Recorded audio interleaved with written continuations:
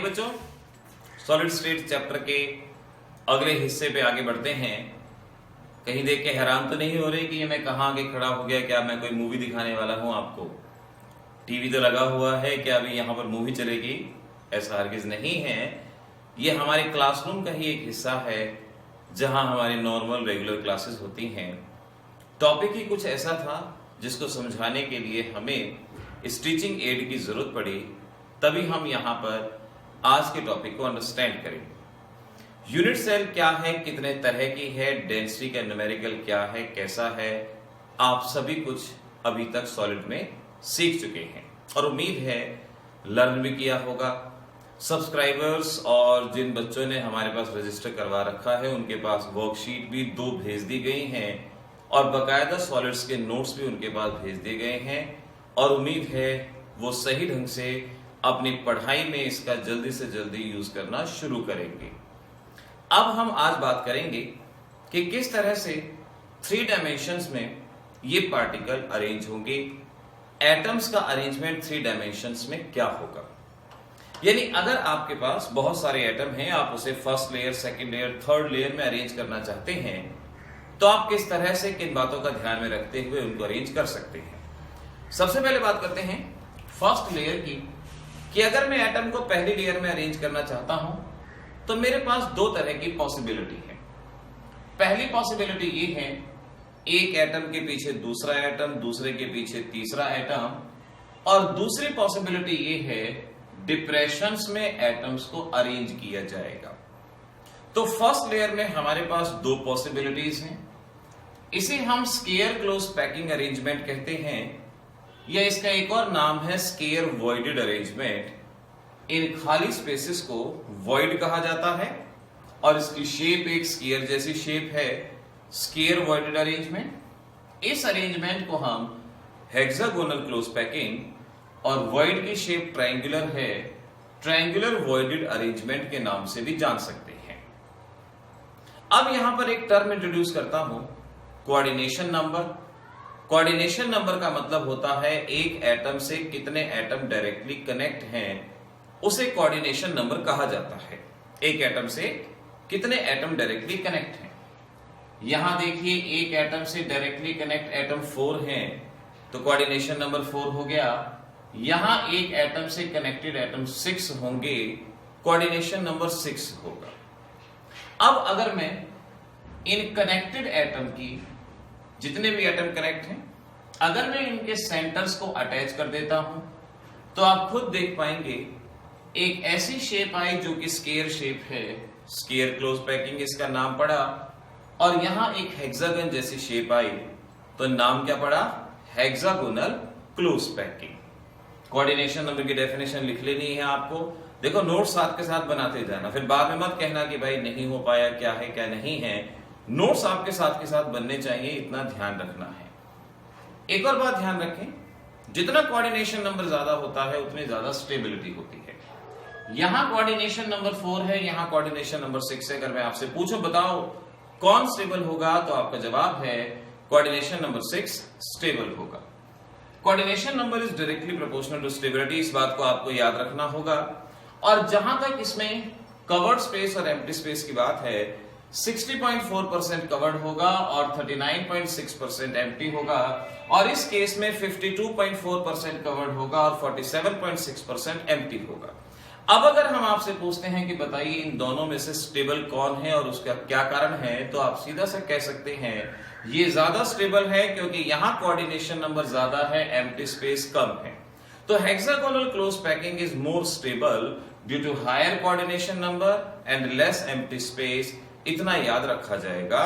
तो first layer में particles कैसे अरेंज होंगे, किन किन बातों का ध्यान रखेंगे और कौन कौन से वॉइड होंगे। वॉइड होगा ट्रायंगुलर वॉइड। तो हमारा मोस्ट स्टेबल अरेंजमेंट, जिसे क्लोज्ड पैक्ड अरेंजमेंट भी कहा जाएगा, कौन सा हो गया? Hexagonal close packing is the most stable arrangement. तो अगर क्वेश्चन है विच out of square close packing and hexagonal close packing is the perfect close packing, so you have the answer.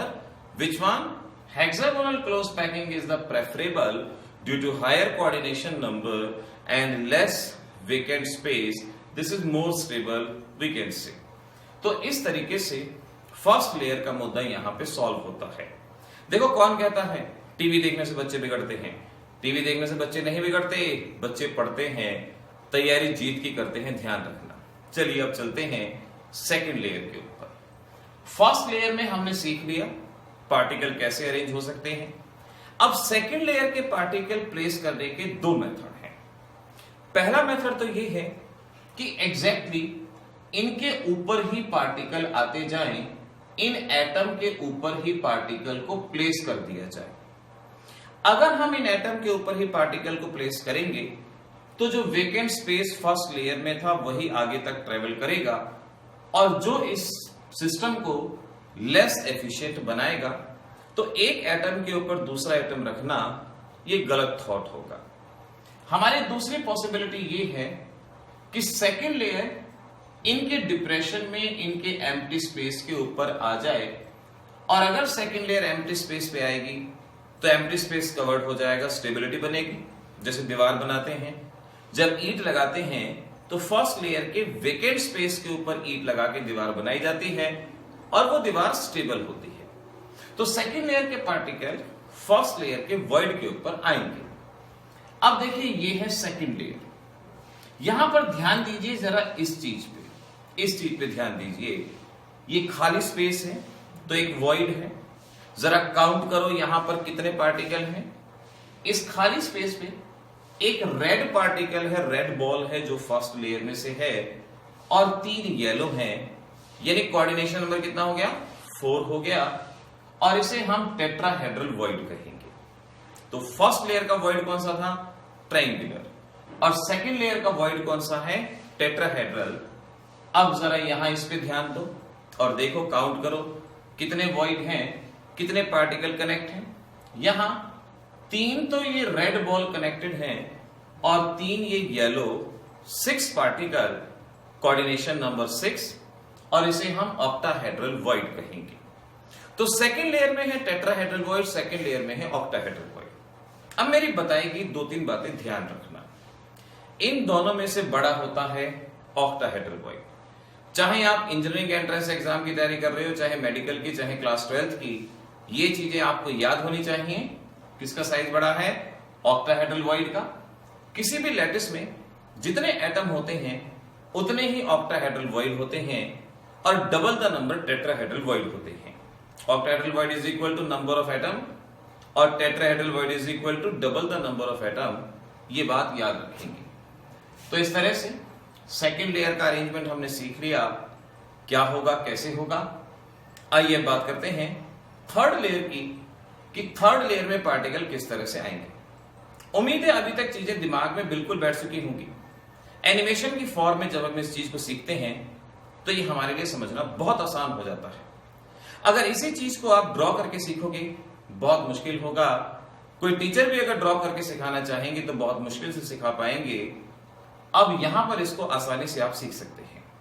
First layer, second layer, इनके voids के ऊपर ये आपको बताया गया था, और यहां कौन कौन से वॉइड आ गए थे? टेट्राहेड्रल और ऑक्टाहेड्रल।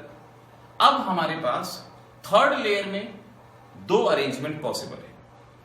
थर्ड लेयर में एक अरेंजमेंट है, या तो पार्टिकल टेट्राहेड्रल वॉइड पे आए या पार्टिकल ऑक्टाहेड्रल वॉइड पे आए।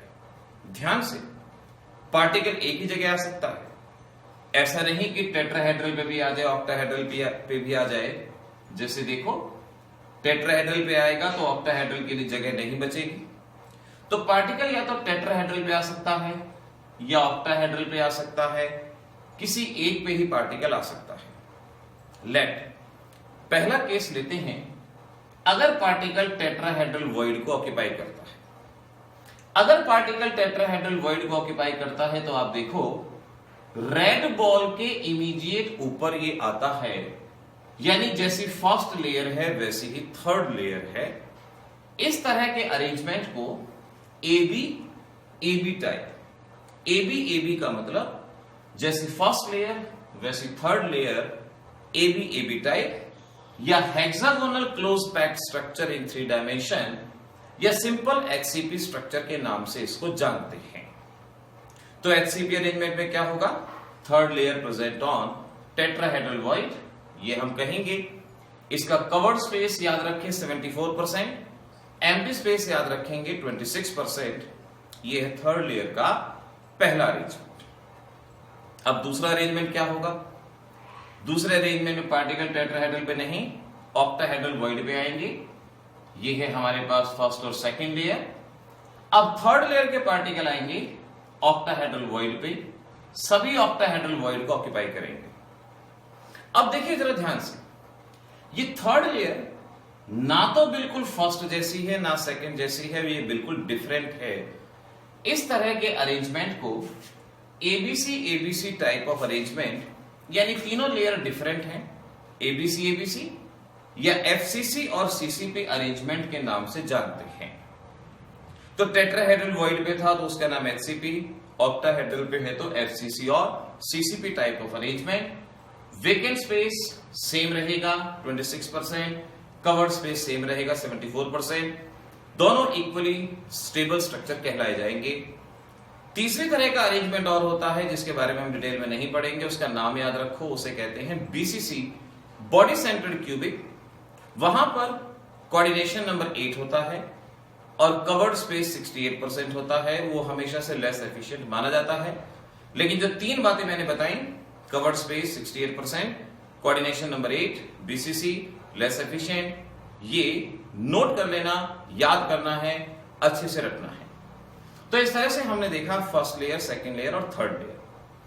अब बारी है कि ये बताओ थर्ड लेयर में कोऑर्डिनेशन नंबर कितना है। थर्ड लेयर में कोऑर्डिनेशन नंबर या इस पूरे के पूरे स्ट्रक्चर में कोऑर्डिनेशन नंबर कितना है? कोऑर्डिनेशन नंबर क्या था कि एक एटम से कितने एटम डायरेक्टली कनेक्ट हैं। अब इतने सारे एटम जब हो जाएंगे, ये काउंट करना थोड़ा सा मुश्किल काम हो जाएगा। डोंट वरी, कोई नहीं, थोड़ा थोड़ा करके सीखते हैं। ये पहली लेयर है जहां हर एक एटम से टोटल 6 पार्टिकल कनेक्ट होते हैं। ये दूसरी लेयर और एक तीसरी लेयर। फिर गड़बड़ी होगी, एकदम से सारे एटम आ गए, अब कैसे काउंट करें? चलो इनको हटा देते हैं, हट जाओ, भाग जाओ।